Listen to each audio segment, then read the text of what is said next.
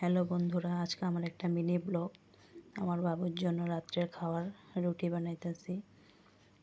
রুটি ওরে দুধ দিয়ে খাওয়াই দেবো। আর এখানে বুট সিদ্ধ হইতেছে রাত্রের খাবার। ঠাম্মা আজকে কীর্তনে গেছিলো, কীর্তন থেকে প্রসাদ আনছে।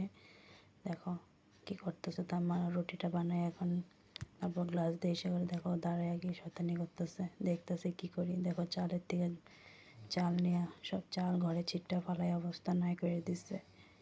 বহুত জ্বালায় আমারে। খাওয়া নিয়ে বসছি, দেখো খাইতে চায় না। তোমরা সবাই দেখবা যদি ভালো লাগে। আজকে ওখানে এই যে দেখো ওর বাবা রাত্রে আসার টাইমে হাগিস নিয়ে আসলো।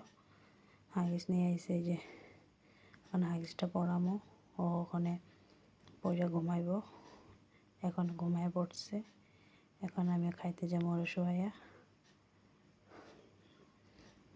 খাইতে যাবো। এখন এই যে খাওয়া, আমি এখন এই যে বসলাম খাওয়ার জন্য। তোমরা দেখো সবাই, যদি ভালো লাগে লাইক কমেন্ট শেয়ার করবা। আর সবাই থাকবা সামনে। বাই।